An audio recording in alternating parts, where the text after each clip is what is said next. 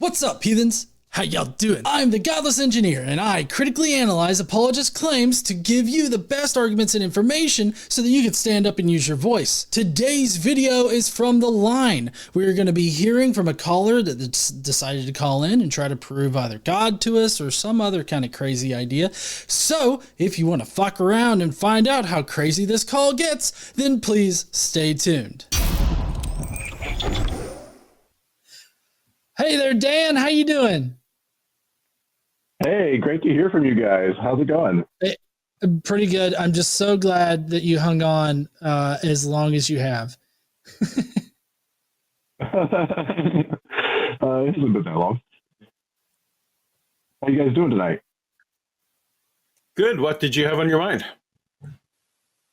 I wanted to call in. So I called in too because you were looking for callers, but I've often wondered, first of all, I love all your guys' content, but I've often wondered, I believe both of you don't believe in objective morality.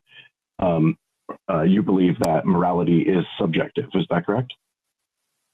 Depends on what you mean by objective. What do you mean by objective morality? Independent of mind. That's what I mean by objective. Morality, that's a phenomena that we experience, right? Yeah. Fair enough. Yeah. So some people want to say, some people want to call that absolute morality versus objective. So it's this weird semantic game that I just like to get cleared up to see we're on the same page. John, do you want to go first on this one? I ranted long on the last one. Well, the last one had a lot more of your wheelhouse there with both evolution and the theology. But I tend to go with, whenever I'm describing it from like a religion, like whenever a religious person makes an argument about morality, what they mean is absolute morality, which I guess would be mind independent morality. I typically go with absolute morality just so that it's clear, because I think that you can be objective about your moral foundation, and you can make more conclusions. You can be objective about those conclusions, but I feel like that's obviously semantical. Yeah, I understand you can make objective assessments once you establish a goal, but that establishing that goal is subjective in nature, right? But so what I wanted to call about was, which I don't have a problem with. I think I don't think there's a problem with that, but I have become convinced by T-Jump's arguments, and I'm not even sure how much he believes in this system as much as he uses it as a debate tactic, but I think it's pretty convincing that he believes in like a moral naturalism. Have you ever heard of that? I've not. It sounds familiar, but I can't. If you asked me to talk about it, I wouldn't be able to. Yeah. So the basic idea is for any phenomena, okay, in this case, morality, if you want to prove that. Oh, fuck, he got raptured. Uh-oh. And then with that model, we'll try and make a prediction, right? Am I making sense? I'm very sorry, Dan. Yeah, I'm very sorry, Dan. We didn't hear the last 30 seconds of what you said. So all we heard was the argument is basically, and then we heard, is that correct? So everything between those two things we didn't hear. So I'm very sorry. If you could repeat it succinctly, that'd be great. It's okay. Maybe I'm moving around too much. So for any phenomena, if we want to determine if it exists objectively or not, what we would do is try to determine if there's a pattern so that we could create a model and use that to make a prediction. If that prediction comes true, then that would give us reason to believe that that model's correct, right? And so what T-Jump argues is that there is a basis for subjective moral systems, but if we value an objective moral system, then what we would need to do in order to establish that, because none has been already, is make a prediction, and should that prediction come true, then we would know that morality is objective. Are you guys with me? I think you would need a very specific definition of morality that not everyone would agree with, and that's normally when I have this kind of conversation, I actually ask for a definition of morality, because, for example, Frank Turek defines morality as how well something aligns to the mind of God.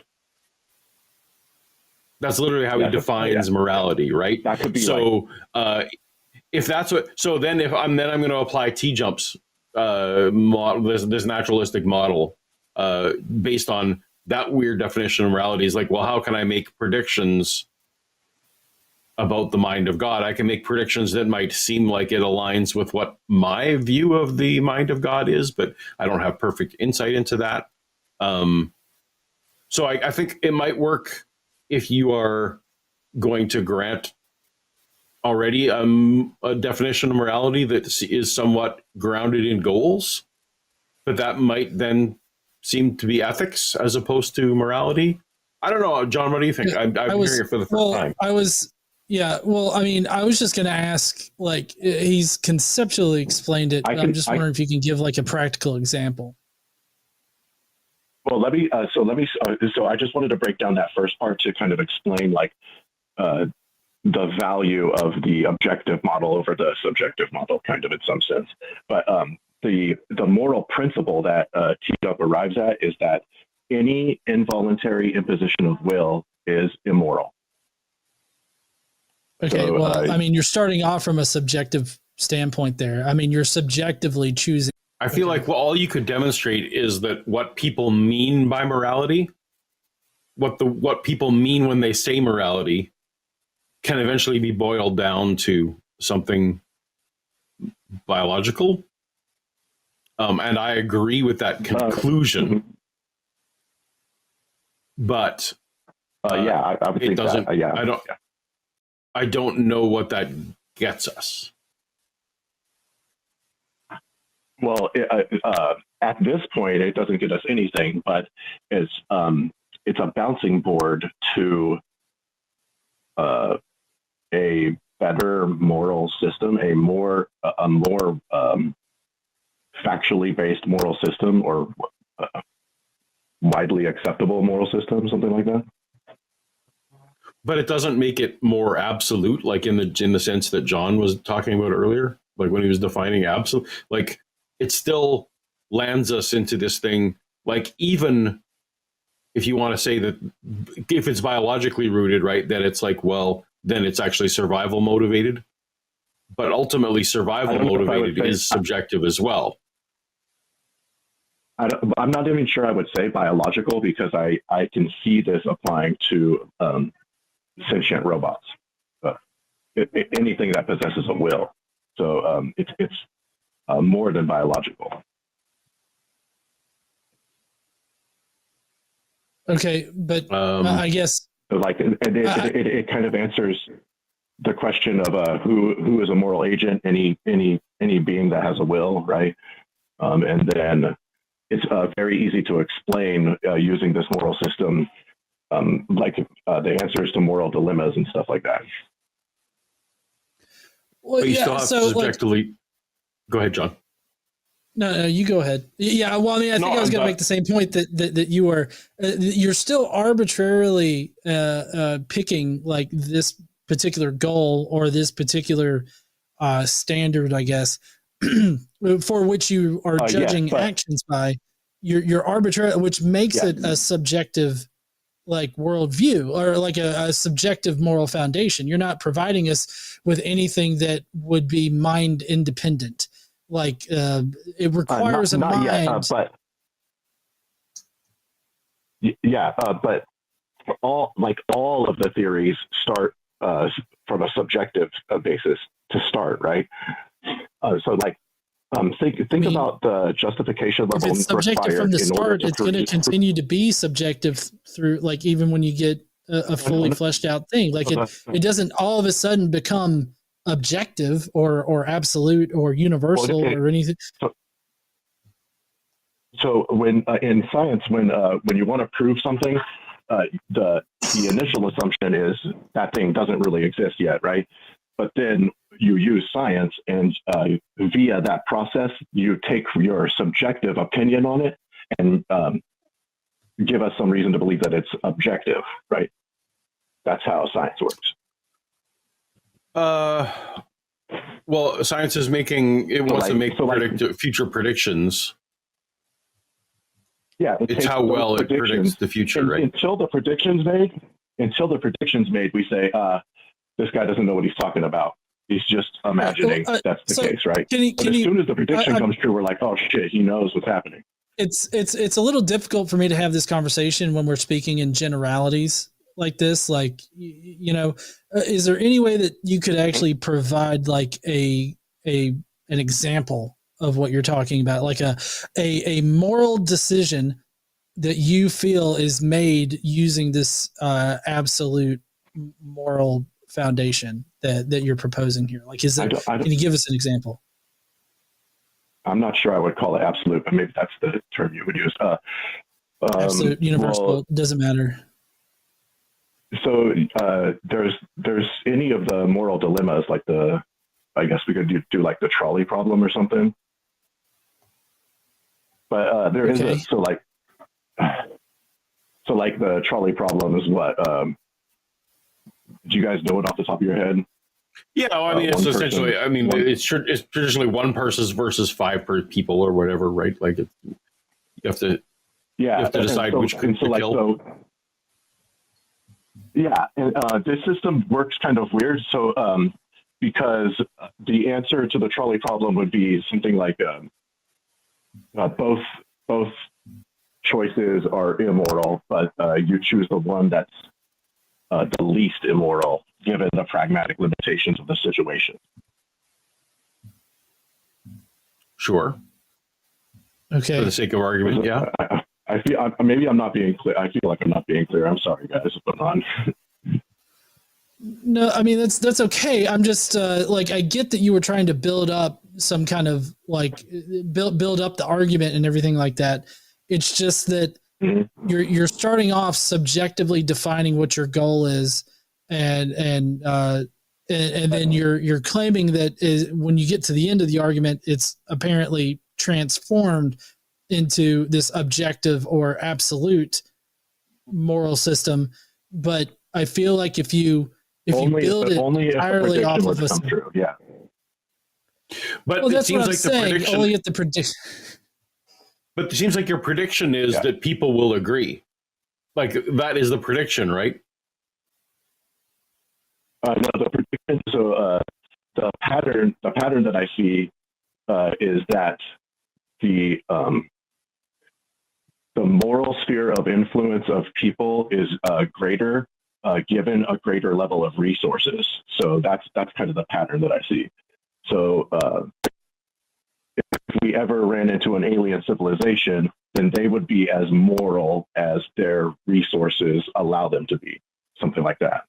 Or if an alien robotic sentience comes to life, then it will be as moral as the resources that it's right. But you understand that I can just say, well, that's game theory.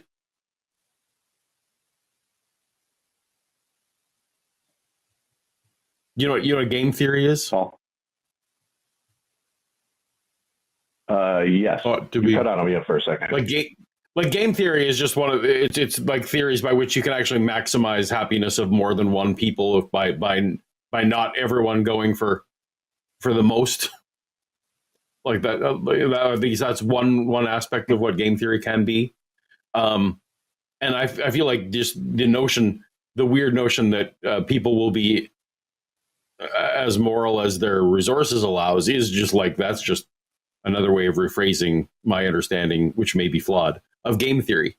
And it doesn't let me anywhere to like what's this moral prediction that this naturalistic model, what's this naturalistic model that I'm somehow supposed to see what this future prediction, like aliens coming and me observing how moral they are. Mm-hmm. I still don't get how that's a prediction, right? It does lack a certain amount of specificity. So I mean, I think I could agree with you there. Also, I should definitely work on getting more specificity. Well, also, I want to point out how your description of what you're talking about would inherently be malleable, right? Like it inherently changes as the resources change. So that would result in not an objective, like moral foundation, unless we're using the word objective in a different way. No, so okay. So in the various moral dilemmas that you might pose to me using this system, a lot of my answers are going to be something like that's justified immoral action. Okay, and that's because the moral principle, as I've described, only allows for a small set of actions to be moral, and the rest are immoral, right? But given our society's limitations, okay, that's what causes certain immoral actions to be more acceptable than others, right? So, like, that's why acceptable to who? In the acceptable, like, so when you answer a moral dilemma, one of those people is going to die on the train, right? Right. Who's making the determination that whatever decision is not acceptable? Like, who's making that determination? What? Each like person who feels morality, or each mind, right? Or each mind, which therefore makes it. We all feel. Can you say it with me? It makes it mind dependent.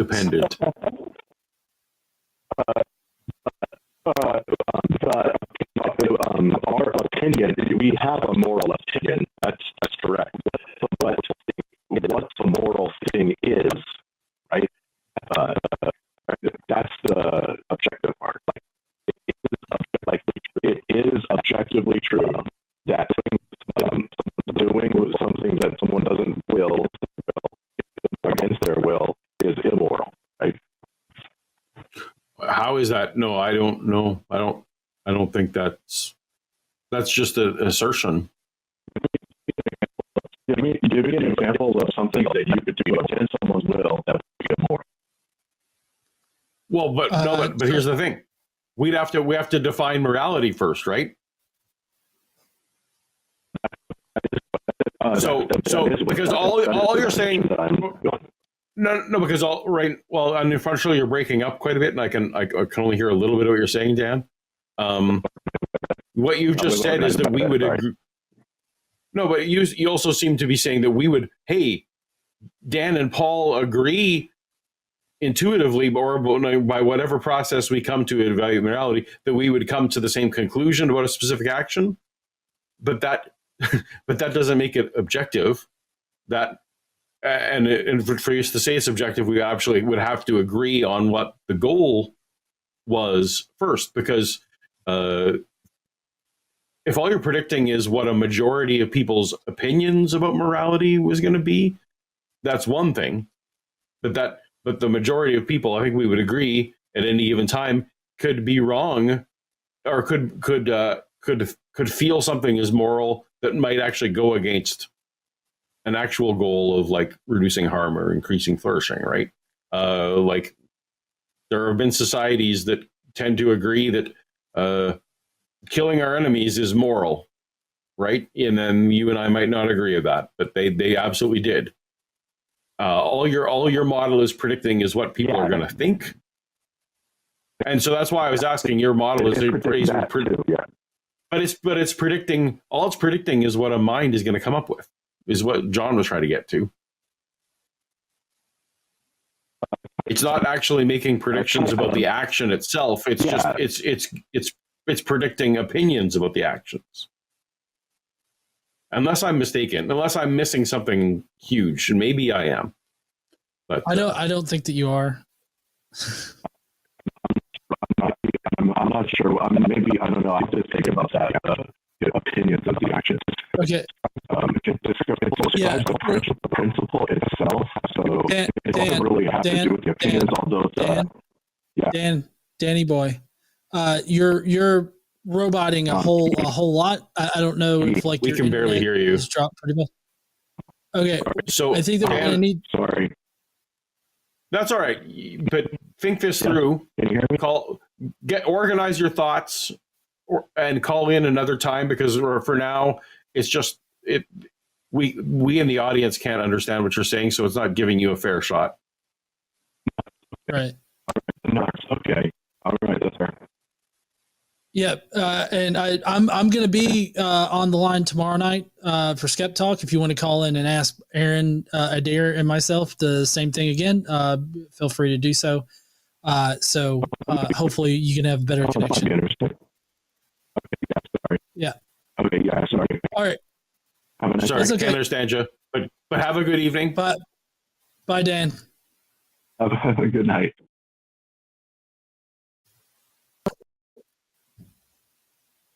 All right, it cleared up right there after I hit the drop button. I mean, it's entirely possible that it's on our end. Who knows? But it was just at that point, it was no point in carrying on with that audio. Yeah, and I appreciate everybody that called in tonight. But as far as this last call goes, I mean, I still feel like he was describing a mind-dependent system there.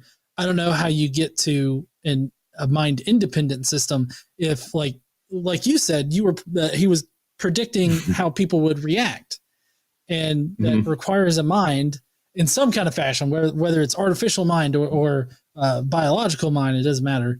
I don't know how he gets to, Right.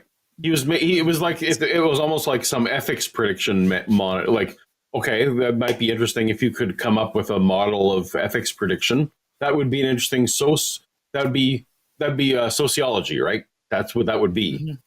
It wouldn't be morality at that point. It's just that I can predict that, this country has limited resources, and so based on their geography and all these things, I can predict this is what they're going to think is moral. Okay, cool.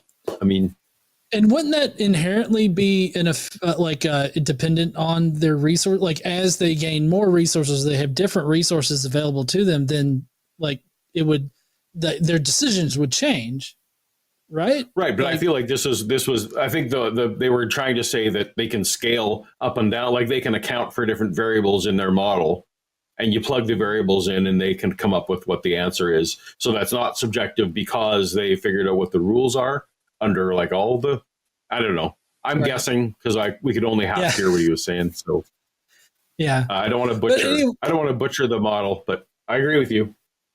Yeah, I'm not trying to butcher it at all either. I was just I was just confused as to the entire system. But Me too. Yeah. Well, heathens, that's going to be it for this call today. If you want more of this kind of content, you can hit up the links down in the description to go and subscribe to The Line here on YouTube. We're always producing great live content where we take callers from people. We're also adding new shows all the time. So please go down there, subscribe to The Line so that you can get more of this kind of content. I'm not sure if this was 20 seconds or anything like that, but yada, yada, yada. Jimmy, go fuck yourself.